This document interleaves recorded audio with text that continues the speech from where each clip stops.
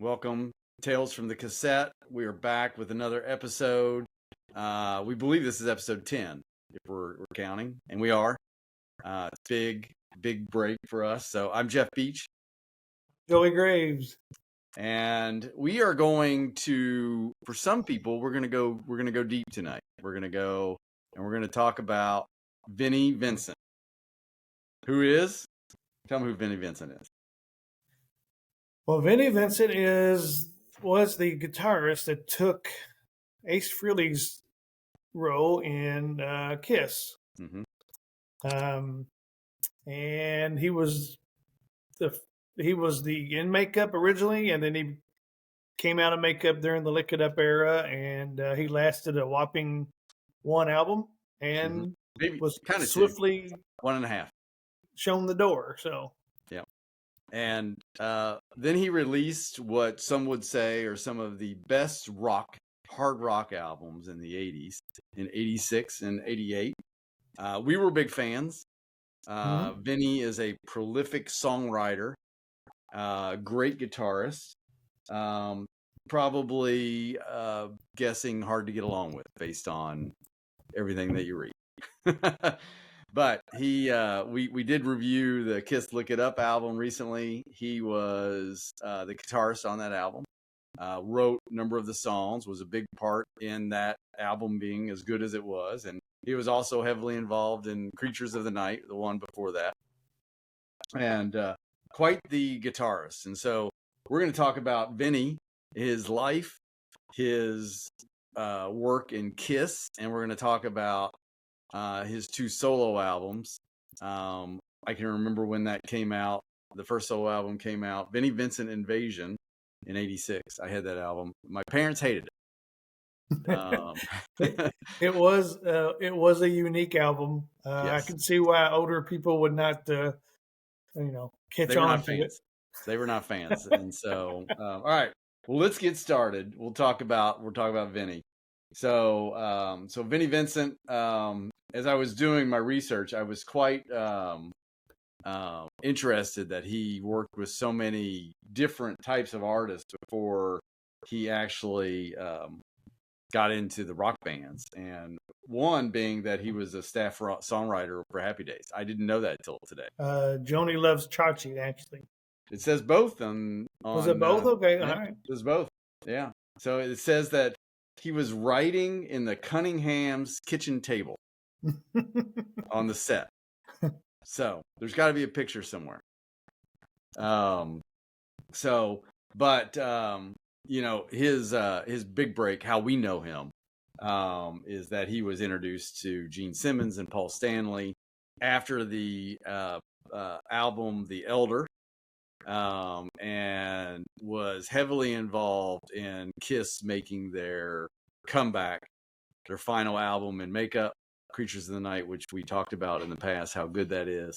And then their first non-makeup album, Lick It Up, which really rocketed up the charts, big single in Lick It Up, and then big presence on MTV.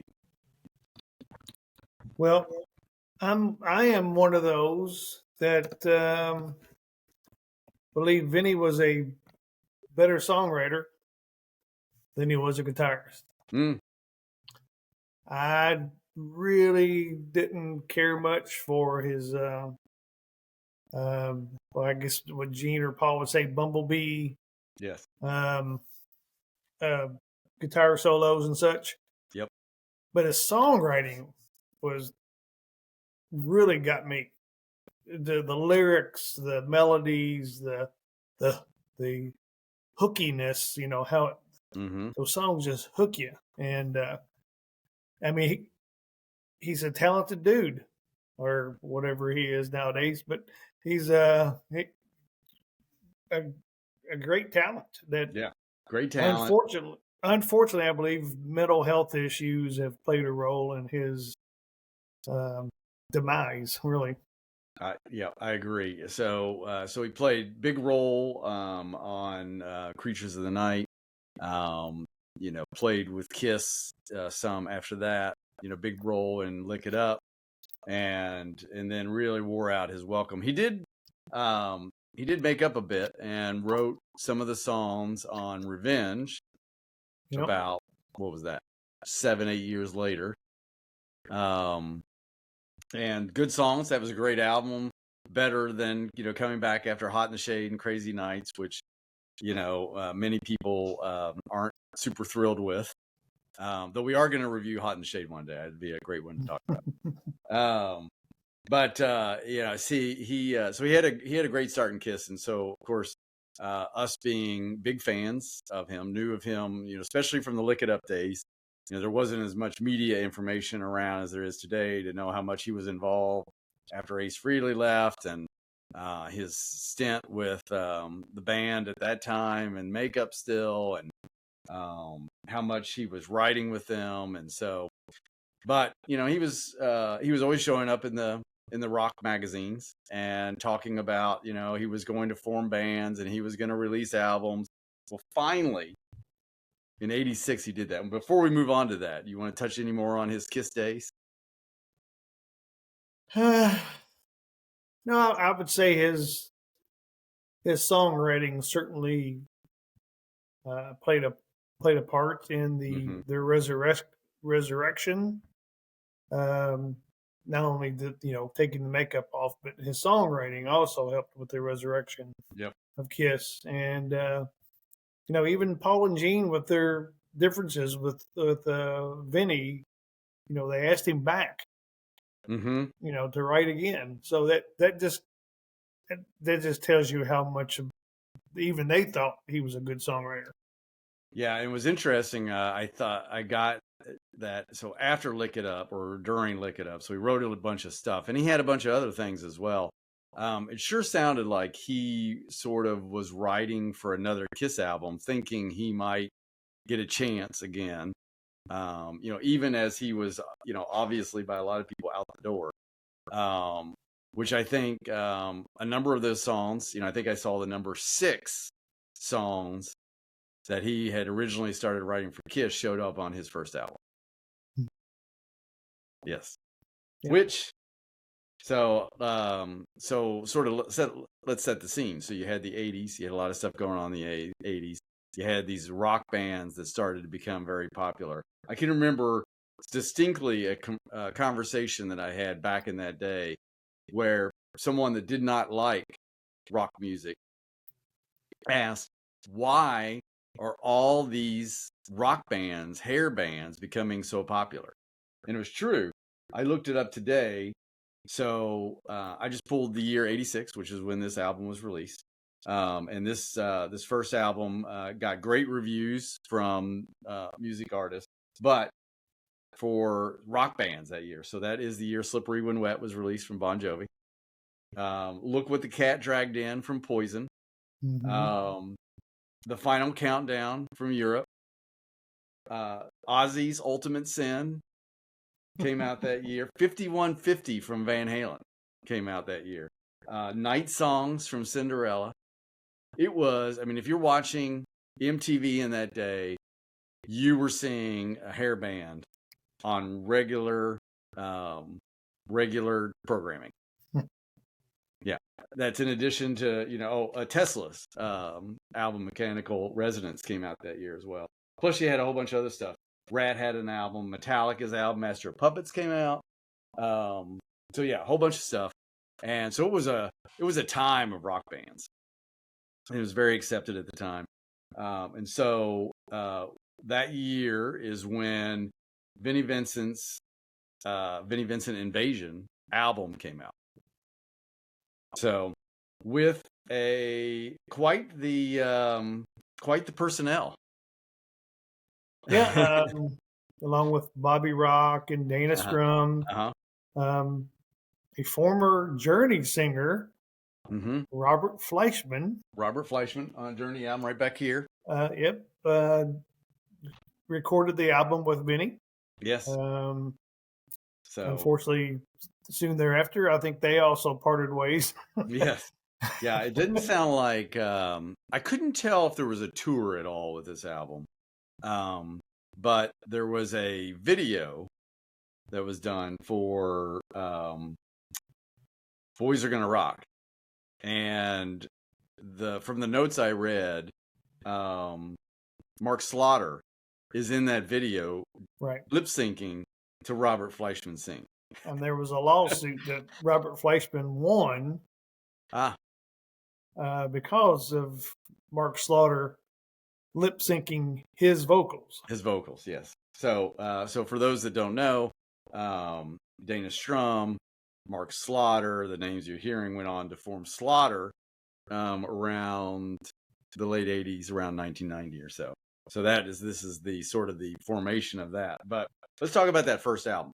I can remember first album, Vinnie Vincent Invasion. I can remember buying this album. As I said, it is a rock album. There's no you could call it maybe Back on the Streets there's no ballads on here.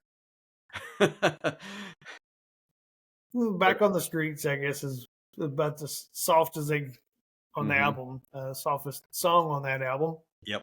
I think you got to talk about their image, the look. So Vinnie Vincent, I'm sure hopefully you'll find the wildest and craziest Vinnie Vincent picture photo with all the people to watch this. All the pink. Well, I would say it's a brunette CC DeVille on steroids. That's what Vinnie looked like. And then, the teased hair, the very androgynous look, especially Vinnie, with a lot of lace and just it's a strange look. At the time, you think it's cool. Is that a good picture? Oh, that's tame. Yeah. All right, I'll see what I can find. But yeah, that was the look on the first album. They did tour for this album. Oh, they did. Okay. But Mark is in the band too. Yeah.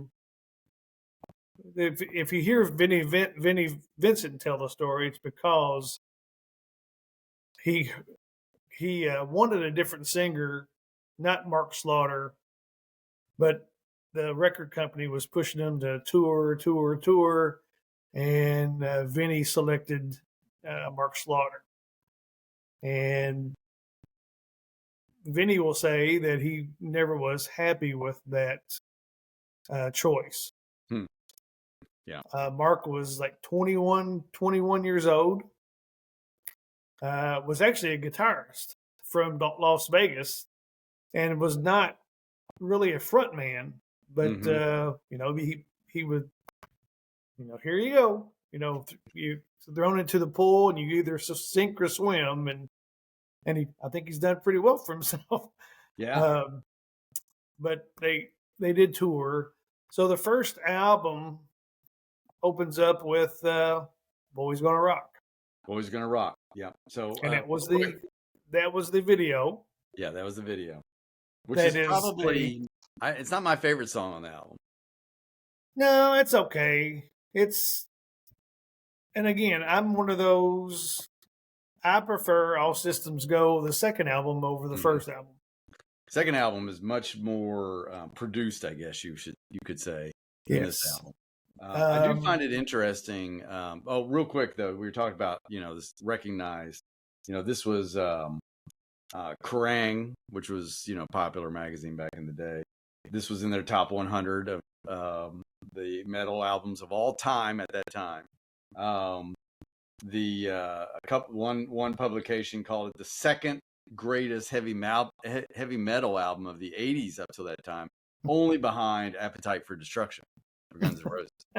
So, Rolling Stone listed it in the top 40 rock albums back in 2015. So it had some love. And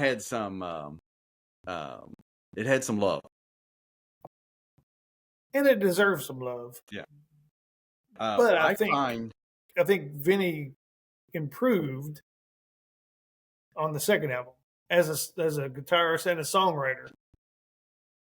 Yes, I think so. I was looking at this a few times and trying to figure out. So I read there were 6 of these songs were originally written for Kiss for the next album. So you're trying to think, okay, they didn't want, some of these songs didn't make it on Lick It Up. They would have been written for the next one, which was Animalized. I'm trying to picture one of these songs being a Kiss song. And I was really having a hard time of it. Maybe Back on the Streets. Maybe. I can see that. Maybe. Boys Are Gonna Rock. You could see that one as one. It's but who would sing that? Yeah. I don't know. I mean, Shoot You Full of Love. Maybe not. No Substitute. Paul doesn't have the voice for that. Animal, maybe. Yeah. Maybe for Gene.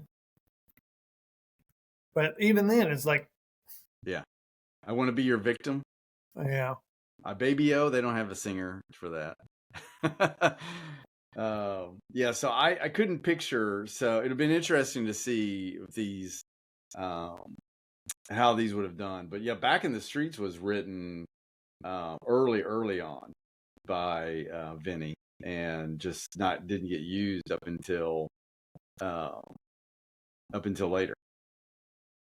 So for this album, but yeah, I mean, it's a great rock album. It's very entertaining. I think I've listened to this recently on a walk, maybe sometime in the last year.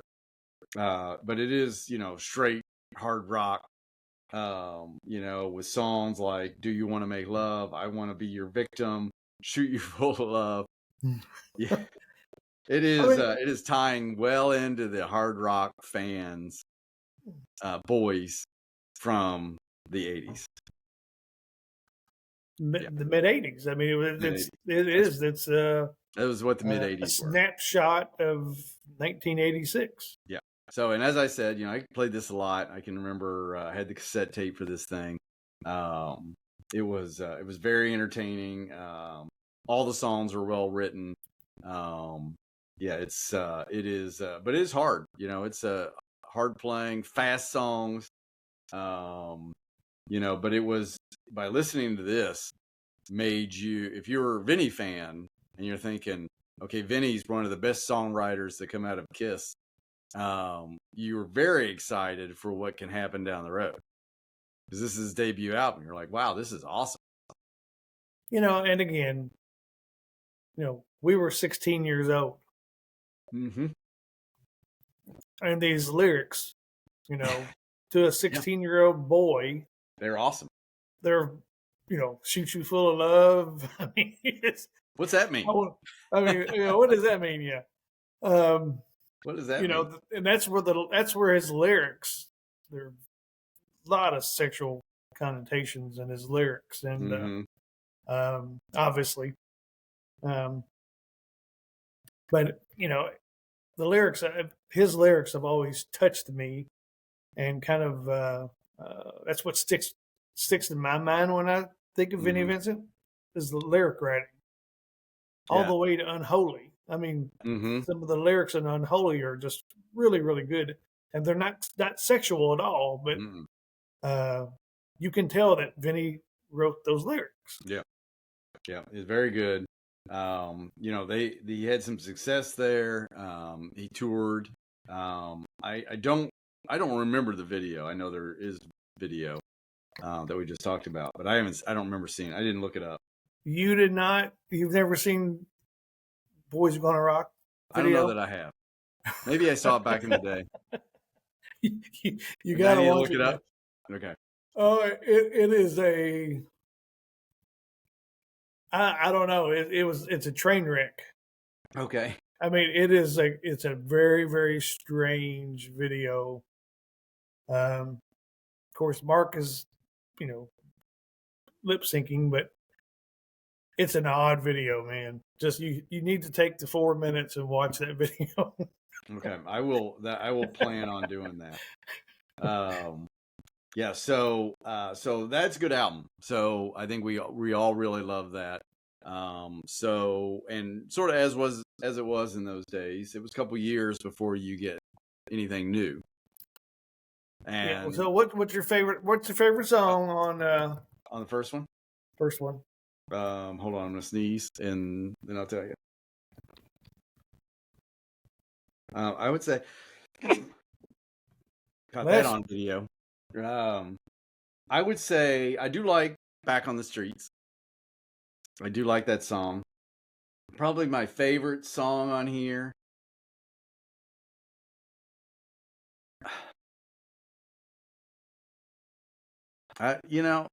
Maybe I'm having a hard time.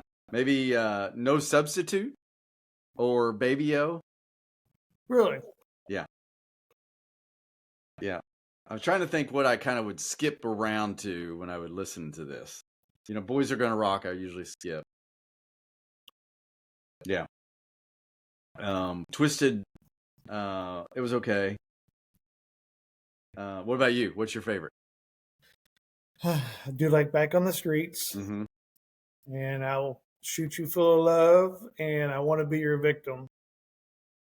Okay. Here I'll give you some examples of lyrics on I Want to Be Your Victim. Okay. All pumped up and nowhere to go, bound for love, I submit my soul.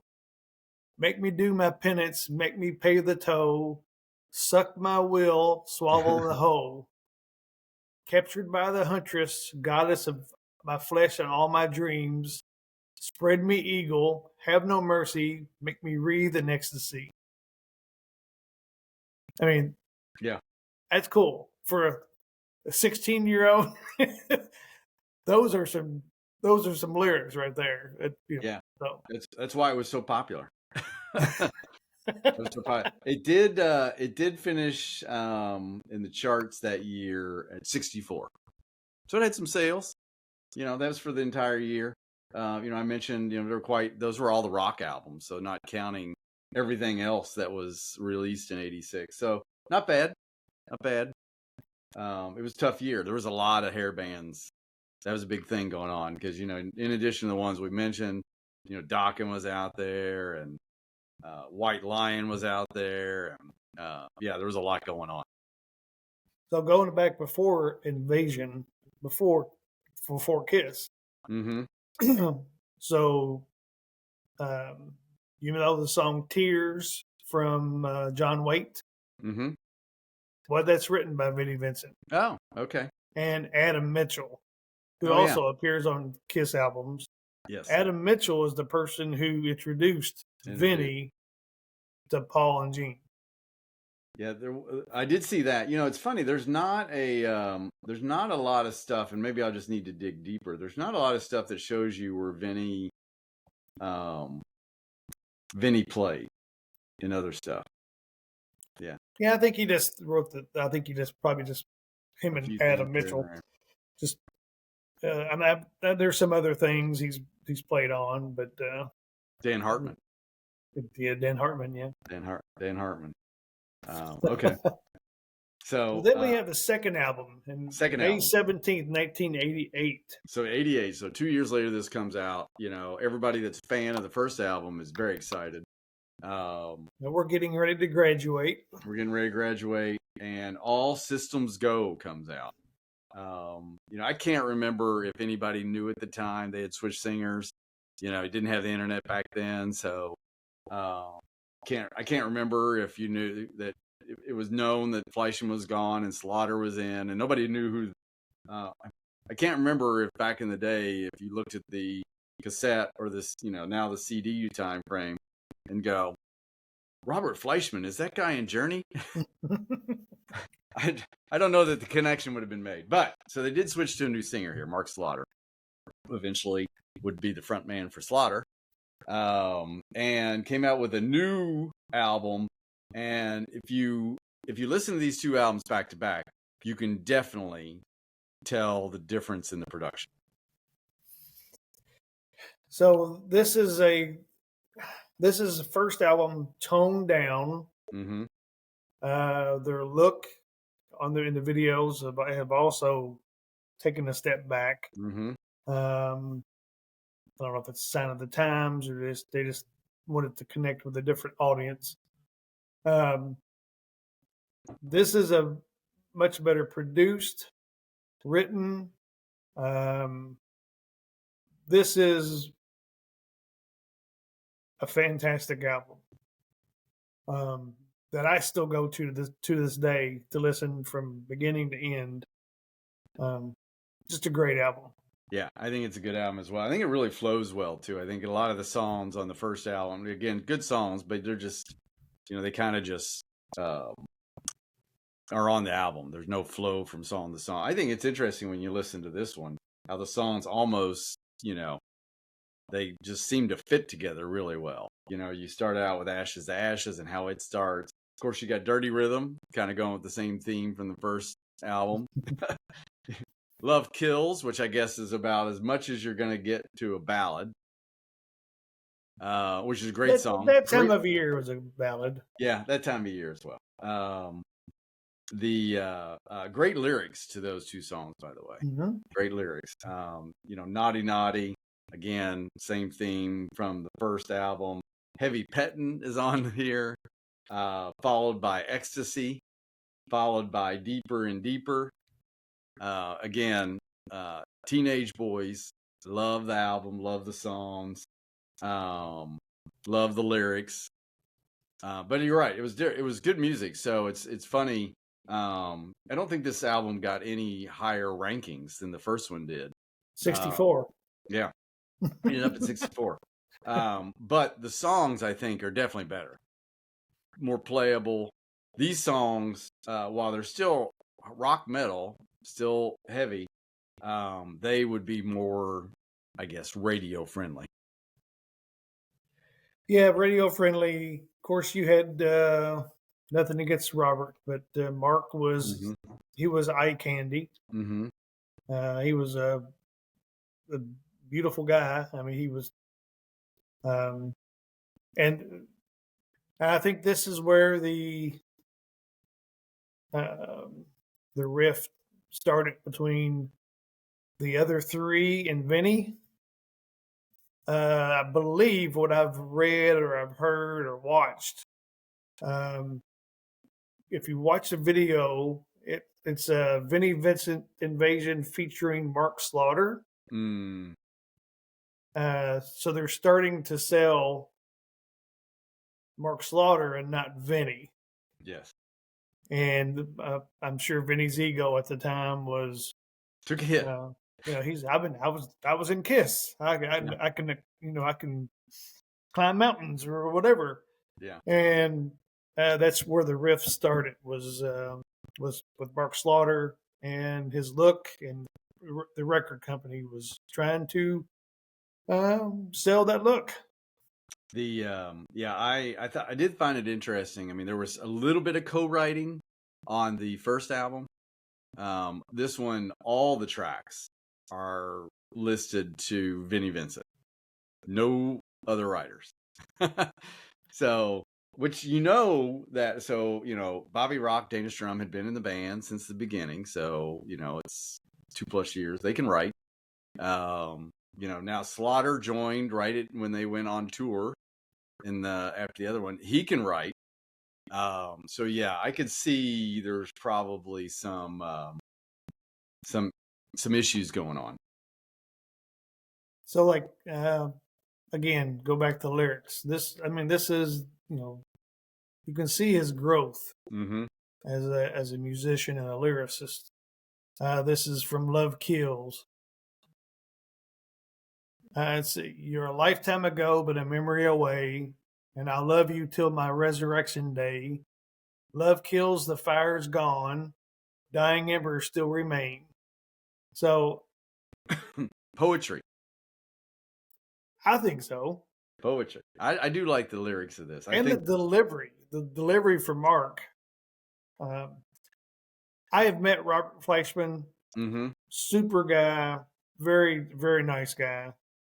I just always preferred Mark's vocals over Robert's vocals, and Mark's delivery and Vinnie's songs and lyrics on this album, I think are far superior to the first.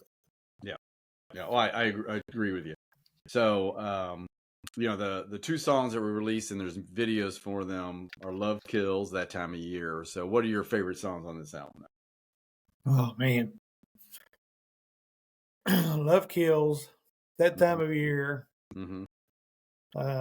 Let Freedom Rock, Mm-hmm. Dirty Rhythm.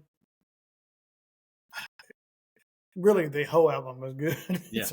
It's hard to pick one. If I had to choose one, I would go with probably Love Kills. Okay. I like Love Kills in That Time of Year as well. I think those are really good. I like the opener, Ashes to Ashes. Yep. I think it's a great opener. I like the way it opens the album, and that it's, a lot of stuff going on. Obviously they're playing with the tools to making different sounds as they're getting that going there, and Vinny's playing with the guitar, and then that song just starts. It's a great way to open the album up. Yeah. Yeah, and then you get Love Kills, which would have been on side 1 back in the day. Naughty Naughty, then Burn, Let Freedom Rock. That Time of Year, Heavy Pettin', it's a good song. Ecstasy, High Voice. It's like a couple of the songs off the first album. Songs that Paul wouldn't have been able to sing. Yeah, and then ends with Deeper and Deeper and Breakout. Great album. Then I've also watched something on YouTube that by the time this album was released, it was pretty well known that they were not going to release another one together as a group. They were done. Yeah, they were done. By the time this was released, unfortunately, they were going to be done soon after the tour. Yeah. And, I've heard the Mark Slaughter side and the Dana Strum side, and I've heard Vinny side. I was able to go to the return of Vinnie Vincent back in 2018. Nice. At the Atlanta Expo. And Vinny is just, you can see where Paul and Gene and Mark and Dana and pretty much everybody who's worked with him, come away having to wash their hands. Yeah. It's just, I can't take it. He's a bit icky. Well, and I think that goes to, after, post the second album, then there's really nothing coming out. He did a solo album. So what are we at? 8 years later is the next time anything came out. Euphoria. With Robert Fleischman back. I know, but it's horrible. Yeah, it is. You can't listen to it. It's him wanting to be the next Randy Rhoads still, and just playing the guitar. He can be the complete package, and I think that's where he shines. When he was in Kiss, you had Paul and Gene kind of reining him in. Yeah, to a compact. Lyrics, bridge, chorus, lyrics, little solo, in the song. Yeah. Where if Vinny's on his own accord with nobody kind of reining him in, that's all he wants to do. Yeah, he's just guitar soloing the whole time. Is prove himself and prove to others he's a great guitarist. We know that. Yeah. Good for you, pat on the back, but I don't want to listen to that crap. He would have been good if he could have settled in with his songwriting. Obviously, Kiss had good guitarists later on, Bruce Kulick. So and he got to play. He wasn't crazy. He wasn't Randy Rhoads, but it could have worked, but you're right. He needed to be reined in and didn't want to be reined in. And so, and I think that's, Dana Strum was able to rein him in a bit. And I just think, it had to be tiring. It has to be tiring working with somebody that, I don't know, has that ego. And there was 22 years went by before he came to this Vinnie Vincent Returns.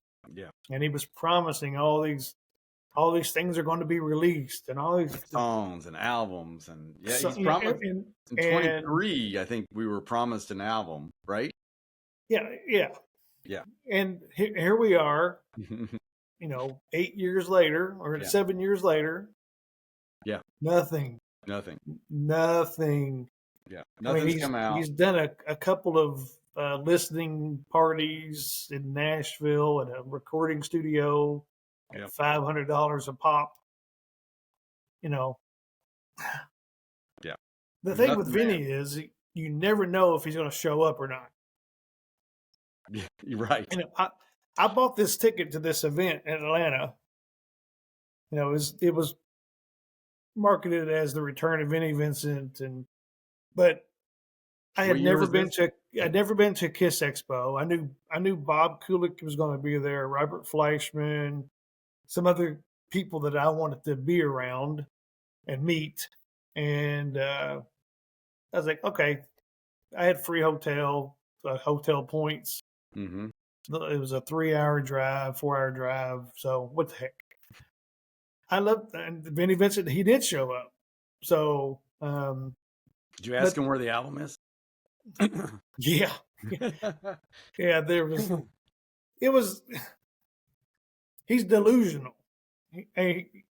Some of the things that he was talking about, how he would love to. Him and Paul and Gene were magical, and talking about the magic they were able to produce together, and he still thinks they could get back together and produce the same kind of magic, and it was just I think that ship has sailed, Vinny.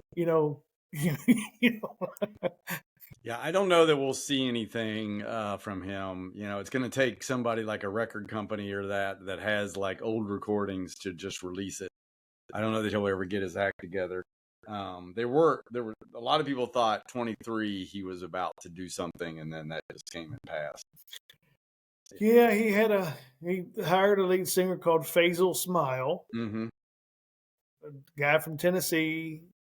Seems like a real nice guy. I mean, I've exchanged messages with him on Facebook a long time ago, and I think they had a falling out. Supposedly, Faisal re-recorded All Systems Go. And it was ready to go, and you kept on getting these Facebook messages or posts from Vinny saying it's in production. I'm tweaking this, I'm tweaking that. Yeah. And I even sent Vinny a message and said, all you need to do is just give us a clip, 10-second clip, something proving that you can still play, and put the doubters to rest. You should be able to do that. Maybe we can get him on a future podcast. After he listens to this one saying that I've called him delusional, probably not going to happen. But not going to happen. You never know. A lot of people said things about him. So yeah, nothing from him lately. So if somebody's listening to this and they have no idea what we're talking about, because they have never listened to a Vinnie Vincent album, and they thought, I'm going to listen to one of those two albums, which one would you tell them to listen to?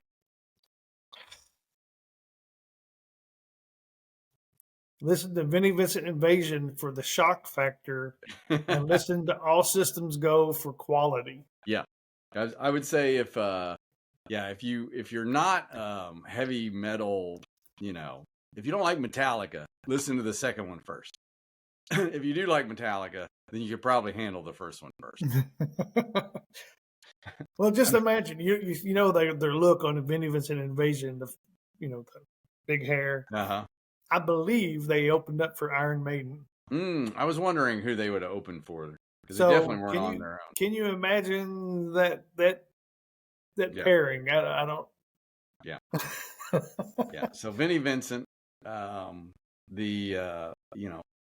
great talent.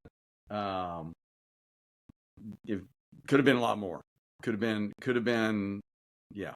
Could have been written with the great guitarist of that day. Yep, he could have been. He could have been. I mean, really, he could have, even in the 22 years he was away, he could have been ghost writing for, I mean, he lived in Nashville. Right. I mean, He how could have many been ghostwriting. songs could he have written over the Yes. years? Yeah. He did nothing. He did nothing. And all the writing that people do. Yeah, it's funny because, you mentioned the John Waite and all that, and he's got some stuff here and there up until like 84, but after that, he's nowhere to be seen at all. No, he is on a songwriting credit from 88 with the Bangles. Oh, the Bangles. Yep. Yeah. Yep. That's all. So, all right. Well, there's our Vinnie Vincent discussion. Go listen to it. All Systems Go probably is your first safer choice. If not, Vinnie Vincent Invasion. Yeah. Pick some songs. You heard your songs today. Back on the Streets. Love Kills. That time of year. Good stuff. Unfortunately, I don't have that album. I have both albums. I have cassettes, both, and I think maybe I have CDs of both of them as well. I think I have CDs. But I was there the day that they were released and buy them on cassettes. Well, that was what we did in the 80s because we would drive to Madison when a Kiss album was released, and then we would listen to it on the way back. Madison, Indiana. Yeah. Yeah, Madison, Indiana. And what was the name of the store?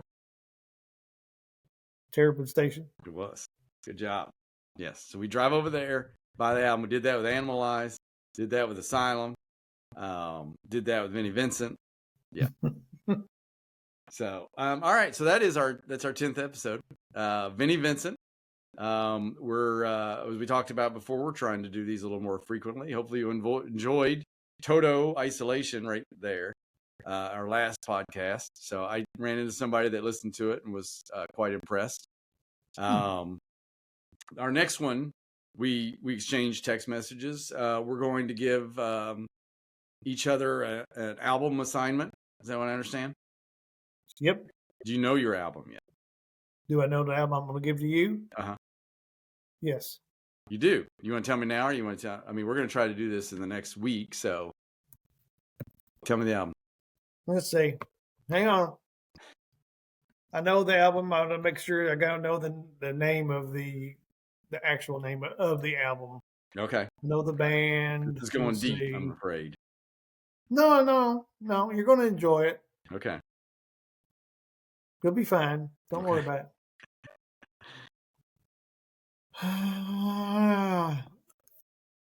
I hadn't decided. I was going to wait and see what you were giving me before I gave you one. The album assignment to you is Tonic, Head On Straight. Tonic's the name of the band? Tonic is the name of the band. Okay. What kind of music is this? Normal rock. Yeah, okay. Nothing. It's not going to mess up your Spotify playlist. You keep doing that. What's the album again? Head On Straight? I'm sure I got it right. Head On Straight? I got it here. Yep. 2002? All right. Yep, hang on. I'm going to put that in my list. Yes, Head On Straight. Okay. From 2002. 2002. All right. So I had a couple options for you to listen to, and I was trying to, do I do something off the radar, or do I do something off the like the old days? And I haven't decided yet, so I'm gonna think about it. I was potentially gonna give you Queen's album, the one we talked about before, the big one, with Bohemian Rhapsody on there, all that. Their masterpiece, Night of the Opera. Or I was thinking about maybe giving you a new band too. Have you ever listened to Dirty Honey? I have a couple. I have heard a couple of those songs. Yes. Okay, they have a great album too. But I will let you know by tomorrow. How about that? Okay. And then we'll do another show within the week. Okay. We're gonna do album review of Tonic and TBD. Okay. Right. Well, I'm ready. That's it. That's it for tonight. Thanks for joining for Vinnie Vincent. You can find us on YouTube. You can find us on Spotify. We have social media on Facebook and Twitter, X, and Instagram. And maybe in the future, Apple Podcasts, once I get that done. Like us, share us, Comment. I love comments. comment, anything you want. And we look forward to your feedback. Thanks for joining, and we'll see you soon. Good night. See you guys.